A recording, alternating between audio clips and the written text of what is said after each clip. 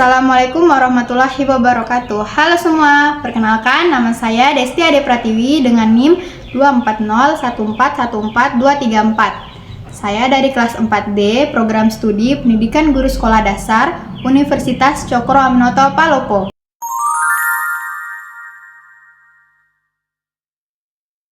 Nah, pada kali ini saya akan menjelaskan bagaimana cara menggunakan media, tes, dan rubrik penilaian dalam materi menulis teks eksposisi dengan menggunakan model pembelajaran problem-based learning. Nah, yang pertama, saya akan membahas media. Jadi, pada pembelajaran kali ini kita akan menggunakan media gambar seperti ini. Nah, media gambar ini digunakan sebagai stimulus untuk membantu peserta didik mengidentifikasi permasalahan yang akan dijadikan topik dalam penulisan teks eksposisi. Nah, pada awal pembelajaran, guru akan menampilkan gambar yang menggambarkan kondisi lingkungan sekolah yang dipenuhi oleh sampah. Kemudian, guru memberikan kesempatan kepada peserta didik untuk mengamati gambar secara seksama selama beberapa menit. Selama proses pengamatan, peserta didik diminta untuk memperhatikan bagian gambar seperti kondisi lingkungan, perilaku tokoh yang ada di dalamnya, serta permasalahan apa yang ada di dalam gambar. Nah, selanjutnya guru akan mengajukan beberapa pertanyaan pemantik. Misalnya, apa yang kalian lihat pada gambar? Permasalahan apa yang terjadi? Apa penyebab terjadinya? Apa dampak bagi lingkungan sekolah? Dan bagaimana sih solusi yang dapat dilakukan untuk mengatasi permasalahan tersebut? Nah, setelah itu, peserta didik akan berdiskusi bersama teman kelompoknya untuk menjawab pertanyaan-pertanyaan tersebut berdasarkan hasil pengamatan. Nah, setiap kelompok akan mencatat fakta-fakta penting yang ditemukan pada gambar sebagai bahan penyusunan teks eksposisi. Berdasarkan hasil diskusi, peserta didik menyusun kerangka teks eksposisi yang terdiri atas tesis, argumentasi, dan penegasan ulang. Nah, pada video sebelumnya sudah saya jelaskan apa sih itu tesis, argumentasi, dan penegasan ulang. Nah, jadi selanjutnya kerangka tersebut kemudian akan dikembangkan menjadi teks eksposisi yang utuh dengan menggunakan fakta dan informasi yang diperoleh dari pengamatan gambar. Nah, pada akhir pembelajaran, setiap kelompok akan mempresentasikan hasil tulisannya di depan kelas. Nah, guru akan memberikan umpan balik terhadap isi, struktur, dan penggunaan fakta, serta penggunaan bahasa dalam teks eksposisi yang telah disusun. Nah, melalui pengamatan media gambar, peserta didik diharapkan untuk memahami masalah, menemukan ide, serta mengembangkan kemampuan berpikir kritis dan keterampilan menulis teks eksposisi dengan menggunakan gambar. Nah, selanjutnya kita masuk ke tes. Setelah seluruhan rangkaian pembelajaran selesai, guru akan melaksanakan penilaian untuk mengetahui sejauh mana peserta didik memahami materi menulis teks eksposisi. Nah, bentuk penilaian yang digunakan adalah teks unjuk kerja, yaitu praktik menulis teks eksposisi secara mandiri. Nah, meskipun selama proses pembelajaran peserta didik berdiskusi dalam kelompok untuk mengidentifikasikan masalah dan mencari informasi, pada tahap penilaian, setiap peserta didik harus mengerjakan tugasnya secara mandiri atau sendiri. Nah, hal ini bertujuan agar guru dapat mengetahui kemampuan masing-masing peserta didik dalam menyusun teks eksposisi. Nah, adapun instruksi yang diberikan kepada peserta didik adalah yang pertama, mengamati kembali gambar yang telah dipelajari sebelumnya. Yang kedua, mengidentifikasikan permasalahan yang terdapat pada gambar tersebut.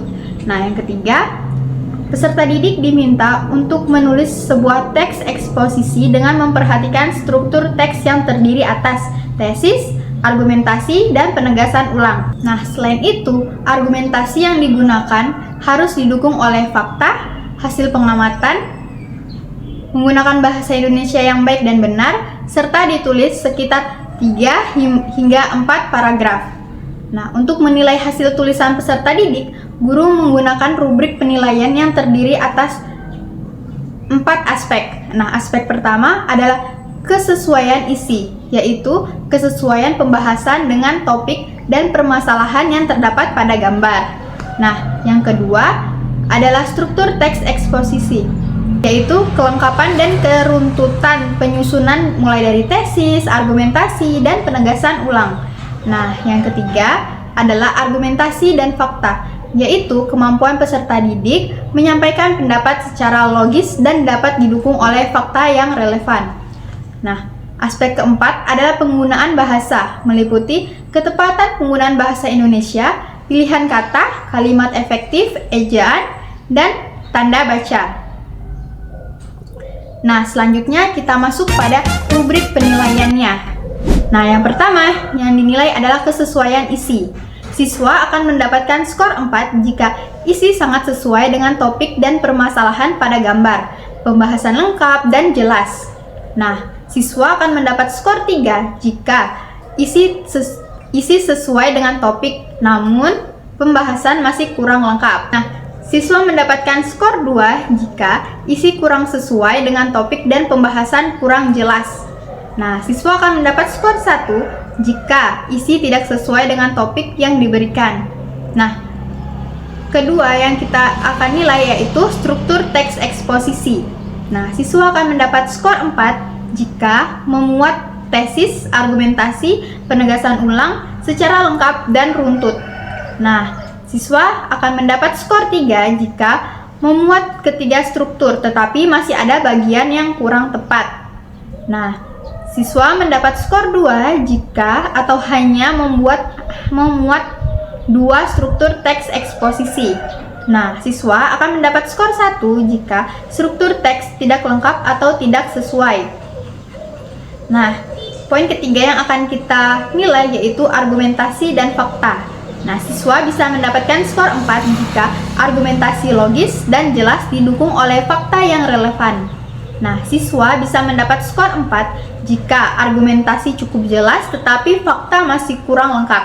Nah, siswa bisa mendapat skor 2 jika argumentasinya kurang logis dan fakta kurang mendukung.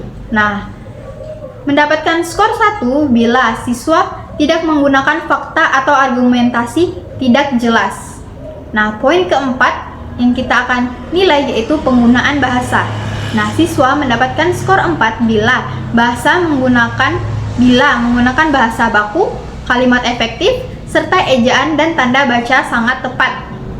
Nah, siswa mendapatkan skor 3 bila bahasa cukup baik tetapi sedikit kesalahan ejaan atau tanda baca. Skor 2 bila siswa masih mendapatkan beberapa kesalahan penggunaan bahasa sehingga mengganggu pemahaman. Nah, skor 1 jika banyak kesalahan penggunaan bahasa, ejaan atau tanda baca. Nah, pedoman penskoran yang dipakai di sini adalah yang pertama, skor maksimalnya itu ada 16. Nah, kedua, cara menghitung nilai itu menggunakan rumus skor yang diperoleh siswa terus dibagi skor tertinggi yaitu 16 terus dikali 100. Kriteria nilai yaitu skor 86 sampai 100 sangat baik, 71 sampai 85 baik, 56 sampai 70 cukup, dan kurang dari 55 itu perlu bimbingan. Nah, sekian pembahasan saya kali ini, kurang dan lebihnya mohon dimaafkan. Wassalamualaikum warahmatullahi wabarakatuh dan jumpa lagi. I just had to let you know you're